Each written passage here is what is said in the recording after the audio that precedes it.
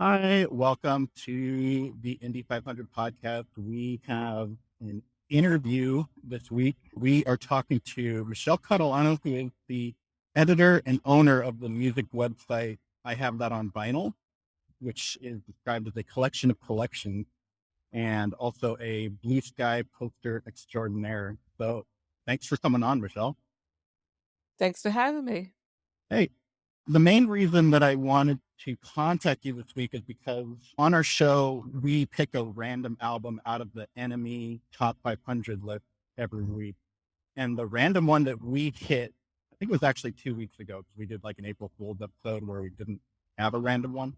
But we hit the album by Aztec Camera, Highland, Hard Lane. And then I don't know the exact timing, but it felt like almost at the exact same time as when you posted an article about the album. I felt like it was fate. We had to check in. But before we do, tell us about the website. I Have That on Vinyl. Okay, well, it's like it says, it's a collection of collections. I have people who I write almost every day about my record collection, and I'll write little stories about what the records mean to me. They're not reviews or anything like that. They're just what records mean to us. And Yeah, I noticed it's more of like a personal recollection that's related to the album. I was going for a blog kind of thing, and I Yeah, think that's work. I want people's feelings about albums. I don't want a straight up review. So I have when I started the site, people said, "I want to write for you." I immediately got about 100 submissions. that were all reviews. They were all great. Oh, okay. People pretty much got the assignment right. They knew what I wanted and they went for it. I underestimated how much people want to talk about the albums they love and about their record collections. That's so cool. I'm glad. I was So wondering if it was the other way around. If there's one thing I learned from hosting a baseball card podcast for a bit, it's that people love nothing more than to show off their collections and just brag it all up. yep. So I guess how did it kind of come about and get off the ground, and how did it feel when it like launched and it was finally up and out? What happened was back in the early 2000s when I first started blogging, I bought a whole bunch of domains. My friend owned a hosting company and said, "I'll host anything you have." Nice. So I bought a bunch of domains, completely forgot about them, forgot I had them. And the hosting company, my friend's hosting company, was going out of business and selling to another company. So they wanted me to, this was just last November, they contacted me and said, "You got to do something with these websites." And one of them was, I had this on vinyl.com. And I said, "I didn't even know I had that. This is like fate. I need to do something with this." And I immediately had the thought of, what if I got people to write about their records? And within a month, I had it built and running. That sounds kind of familiar. I think making a blog and a website at this point is a little more honorable than starting a podcast. But yeah, we sort of very quickly, when we realized what we wanted to do, formulated an idea. And when did the website launch? I believe it was in December. Okay, because I was going to say it almost. I had a feeling that because our podcast started in January, that they were very close to each other. But that was also the time when I was like switching over to Blue Sky from Twitter, and like everything kind of felt like it was Same. launching then. Yep. Yeah, so This was like, again, I felt like something similar was going on. yeah, it was very late December. It might have even been after Christmas. Yeah,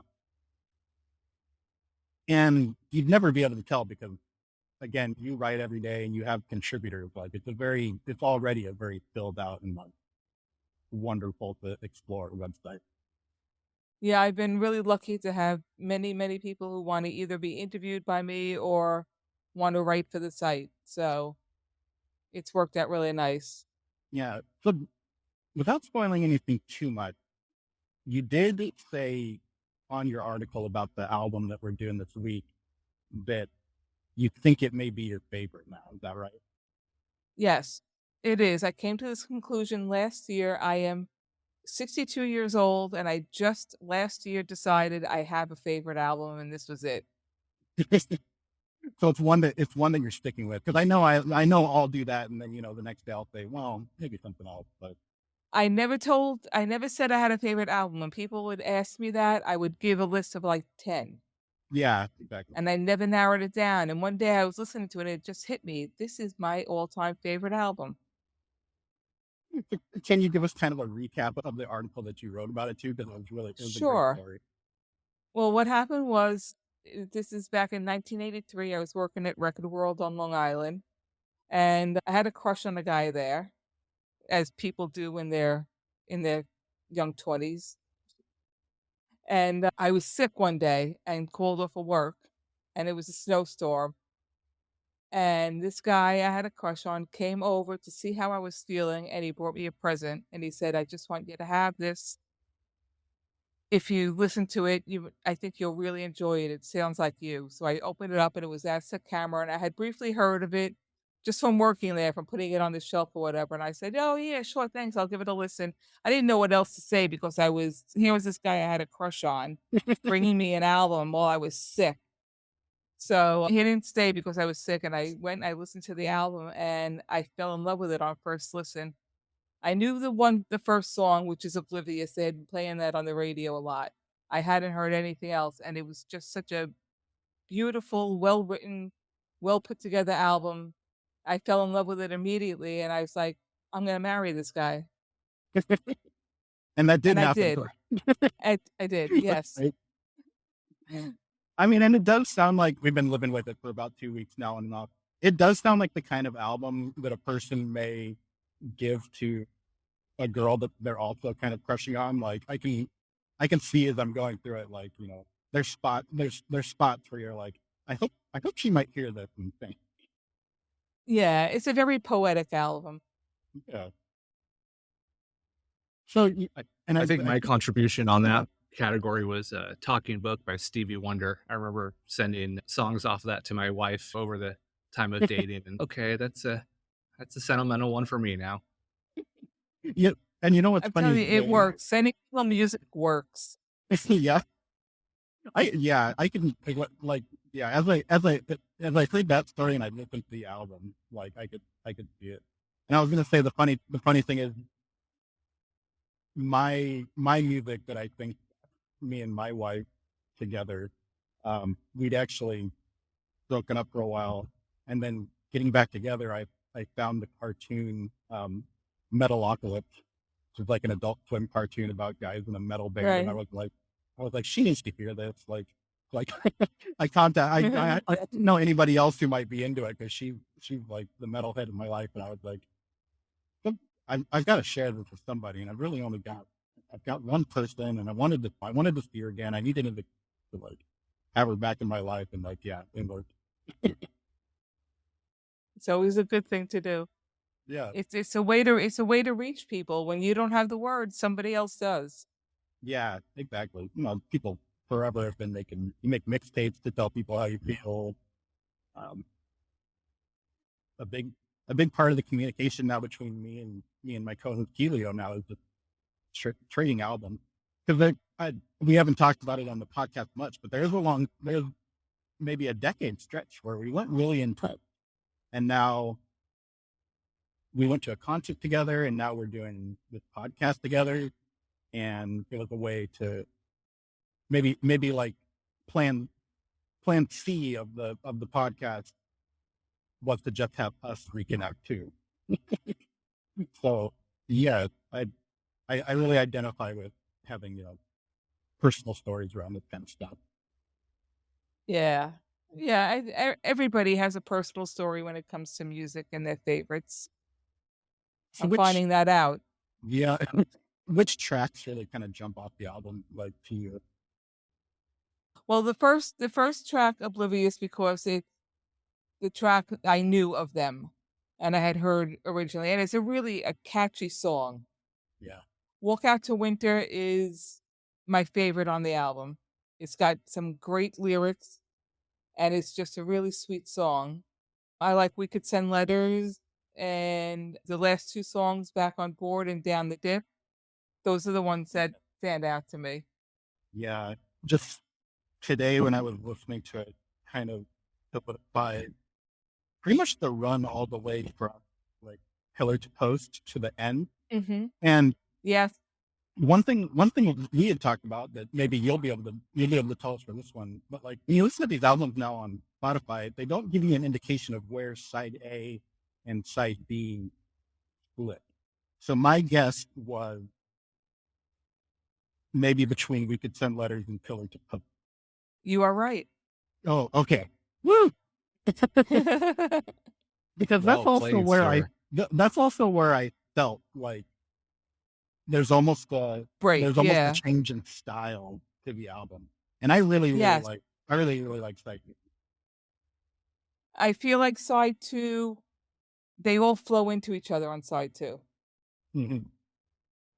Yeah, and like I think my favorite on the album is Back on Board, and It's such a great song. that one feels a little more expansive and produced, and it does directly at the end go right into Down the Dip, which is Yeah. it's just the man and the acoustic, which is cool because those are like two of my favorite. That's two of my favorite things on the album, and kind of the travel from one side of what I really like to another. Right. Do you know much more about the band itself, or is it more of a just pure personal connection to this album specifically? Because we don't. This was one of the times where we pulled a random album and looked at each other and said, "I've never heard of it." I do have another album of theirs, Love, and I have one of my favorite things I own, which is a 12-inch single of them doing Van Halen's Jump. Oh, okay. I might have to. It's incredible. You have to hear this. All right, I'm gonna write that down as something to check out before we do the episode. There's a short version and there's a long version. The long version is incredible. Okay, yeah, because I haven't yet explored anything else. But whenever the album does end on Spotify, they always kick me to another one of their tracks, which is "Good Morning Brit."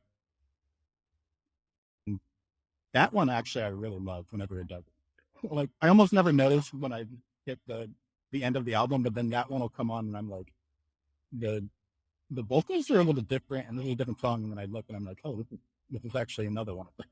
But I really like that one, even though I'm not allowed to include it on the episode. Really, I'm trying to remember what album that's on. it's got like a green cover, and I think it's like a close-up picture of a person. But yeah, Stray. Okay, well, that's the next one I'll check out then. I don't really go that far with them. It's really this album in particular that's I think he's a wonderful lyricist, and I should Yeah. really get more into the other albums and see what the other lyrics are like. But this album just really sits in my heart. When I was reading the website today, I think it was either today or yesterday is when you put up an article about George Thorogood and having a grudge against you. Yes. I like that one. I was gonna say, because the story was about trying to go see him at a signing, and then him not showing up even though you did. And it seems like a lot of the stories on there involve snow. Yeah, I noticed that because I just wrote one for tonight on the Dire Straits that's going to go up tomorrow, and it takes place in winter with snow. And I was like, I write a lot about snow. I think I just listen to music more in the winter. Yeah, it's a good. I mean, it feels like a good time because everything's quiet outside. You're being encouraged. Yeah, and I'm inside all the time. There's no baseball to go watch or anything. And But I was gonna say that album also reminded me of one time me and Helio had gone to. I don't think it was an Ozfest. It might have been, but it was when the band Mastodon was just coming up, and we saw them on a stage where it was like maybe 20 people were like standing there watching them.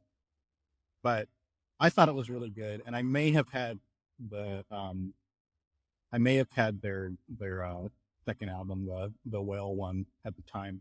But we went to go get something signed by them afterward, and did like selfie picture. I think we may have had an actual digital camera. I don't know that we were doing selfies back then. But I always remember that I got the picture back from watercolor. really.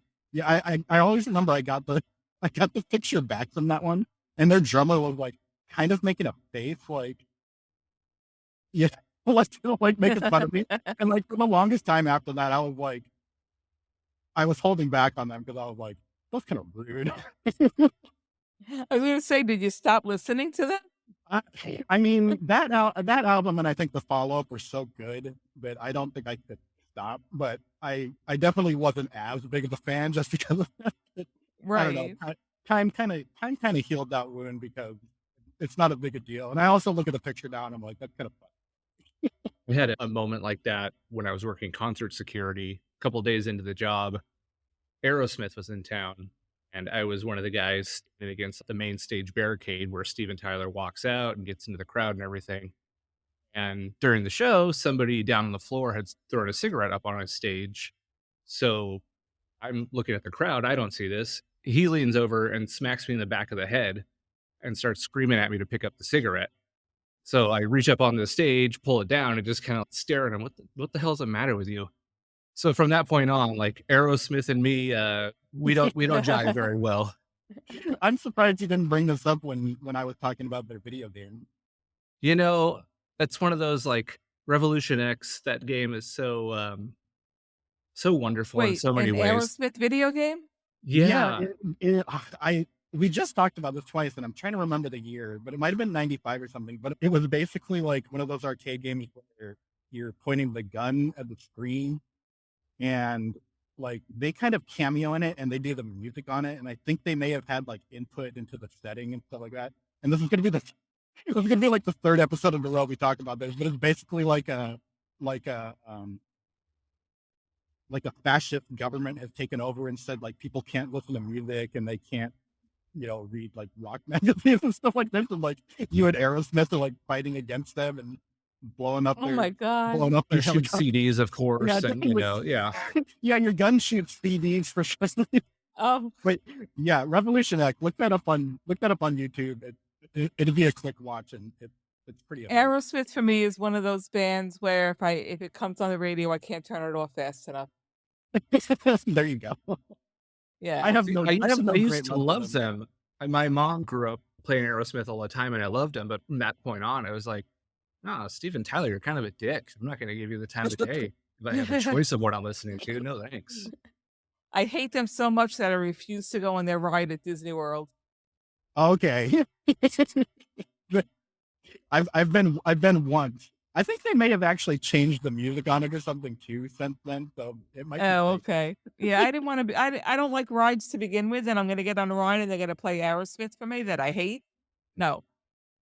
Oh, that's amazing. So we'll double back to your website. What are some of your like favorite articles you've had lately from other people? Well, I'll start with some of the interviews I've had that I really liked. We put up interviews with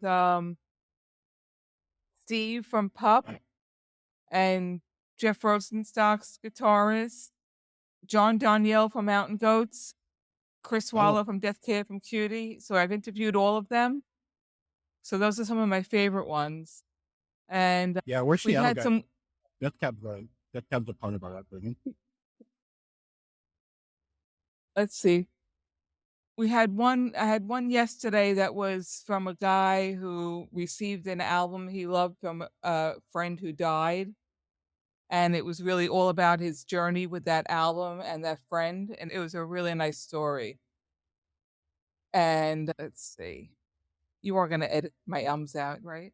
I think we have a Oh, form that does we it, but pay I top kind of dollar for I that. kind of Absolutely. love them. Oh, okay. I'm notorious. I'm notorious for the um. I was just telling my co-host too about like sometimes I feel like I paused for a million years and it's like it feels like the worst thing ever. But then when you're listening back, number one, it never sounds as long as it feels, and number two, it makes me sound like thoughtful. Okay. Like I'm in going the to take moment, that as a in the compliment moment, as the editor. like in the moment you feel like you're blanking, but you listen to it back, and like I noticed this on other podcasts now too. I'm like, it sounds like they're thinking when in the moment I know what I was Right. doing was like trying to come up with somebody's name or something. Well, This This is I my wouldn't I'll put it. tell you, this is my 5th time doing a podcast. I have never listened to any of them. Because that's okay. I I usually can't look. I can't listen to my accent. I just can't do I it. I feel like a sociopath because I always listen back to our episodes and I feel like I have defeated the feeling of not enjoying hearing my voice because I definitely had that for the longest time. But now I'm like, Right. I want to hear the bit that we were doing, or I want to hear. I don't remember what we thought. My I, kids always you know, ask me why we don't listen to the podcast in the car, and I'm like, I already had the conversation. Why do I want to listen to it again? like "Well, that, we didn't hear and it, you Dad." edited it, and yeah, yeah. Exactly. Especially if I had me to, yeah. I mean, do you have any last words on the album itself? I just my goal in life is to get everybody I know to listen to this album at least once. Okay. I want everybody to go to their streaming of choice and put on Aztec Camera Highland Hard Rain and give it a listen. Well, I hope we're doing the work evangelizing it too. I mean, we certainly aren't going to say anything bad about it. I've enjoyed it. I've enjoyed the time I've been able to. Yeah, I'm the one with the dissenting opinion from you two. I love the first side of it more because it has all that like jazzy flamenco guitar going on, and that's Yeah, totally my scene. So it's yeah, two albums in one almost. right. So It Michelle, it I does didn't. feel like Yeah, No, go ahead. I was going to ask you something else, but continue your thought on the album. I was just gonna say that it does feel like 2 separate albums.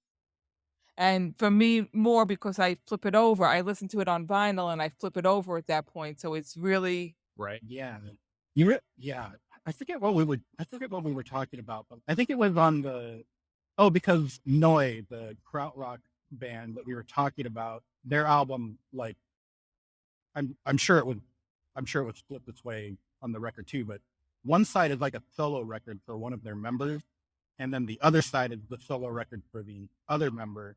But when you run into this stuff on streaming, there's just no indication of that. Like the first time I listened to it, you know, I I gave like the first half a listen, and I was like, oh, okay, so this band is like an ambient landscape type music, and then Mhm. you get to the I think it's like the fourth or fifth track, and it's like, well, okay, no, they're like evolving into like a guitar rock, like proto punk kind of thing. And I didn't find out until a day or two later. Oh no, this is what's happening. Like one side is one person, and the other side is the other person. And then there's like no It's indication these it's two days. guys that It's 'cause they refuse to work wouldn't together and hate each other, so we got to put out an album anyway to honor that contract, and I guess we'll do it Right. this way.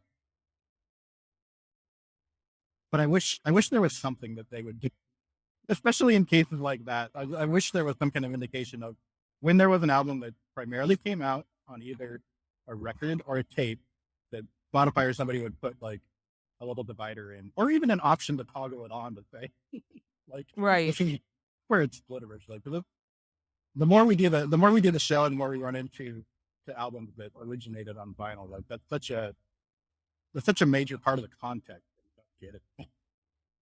So Yeah. Michelle, I'm gonna have an old man whining moment here for a second.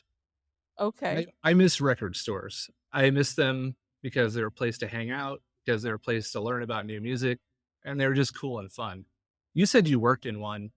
So these days, what do you do to find new music, to find records? Are you lucky enough to still have some shops in your area? We're pretty barren out here, honestly. Yeah, there's not a lot of shops. There's a couple by me that I don't really like, and there's one that's a little farther. I had to drive like a half an hour to go to Looney Tunes on Long Mm. Island, and I love that store. But I don't get there that often. I buy almost everything online just because number one, it's a drive to get there. Yeah. And also I'm on a album budget. I had to start budgeting. And if I go in there, I'm gonna break my budget. No, that's a very good idea. I started looking at some of the Frank Zappa stuff that's a little harder to find, or just the really old stuff in good condition. And it looks like it's not cheap. And even buying the gear now to play the records, gonna Yeah. charge you a pretty I penny for it. I am actually on a Frank Zappa journey right now. Ah, My whereabouts in your journey? brother-in-law my brother-in-law is the biggest Zappa fan I know, and he gave me the entire set of the Rio disc CDs. and I am listening to one every day. There's about Ew. 20. That's amazing. No, we I did mean, a little talk about him on our Funkadelic episode, just because it's that fine line of, humor and music and where they Yeah. kind of all mesh and everything. And he's been a favorite of mine for 15 years. And met Dweezil, got to go see a couple of his shows, and it's a great thing. But I Oh, wish I had the chance to nice. see Frank in the day. Right. yeah, and Right. Very, he was very totally new interesting to me. musician. Yeah. Yeah, he was totally new to me. So there was one week where Helio gave me the assignment to listen to "Shake Your Booty," Yeah. and yeah, I was pretty blown away, especially after I heard that it's like mostly live tracks with overdub, and then like I ventured a little more into some of the live albums and stuff, and like that's a whole, yeah, like if I didn't already have a homework assignment, like I would definitely love to do the same thing where I listen to one every day, because that's such like an expansive universe to get into, and like It I think I've really heard those is. too. He's a genre unto himself, basically. Yeah, Yeah. It really is. There's everything, and then there's Zappa. awesome. Well, I have somebody. I'm actually. I forget if I mentioned it, but I'm actually sitting outside of the Microsoft campus because I just did like a video game playtest, and I'm on my phone hotspot that's running out, and somebody is coming to pick me up. So I am going to call. I'm going to call game on the conversation. But if you want to say any goodbyes, Okay. or if you guys want to talk baseball, because I know you're both. No, I know you're both I think fans. next time. But yeah, Michelle, where can we find you on Blue Sky? I guess you're probably not on Twitter anymore. And I'm then not on Twitter anymore. I'm on Blue Sky Amen. at I have that on vinyl.com. That's my Blue Sky name. And that's also my website where you can find my writing and writing of many other people. Yeah, awesome. please do. It's like whenever I go there, it's a pleasure. And like I said, it's amazing how much stuff you can go through, and it's only been up for 4 or 5 months. Like it's incredible. Yeah. I Not love it. even. Just getting started. Yes. Thank you very much. No, Thank yeah, you, Michelle. absolutely.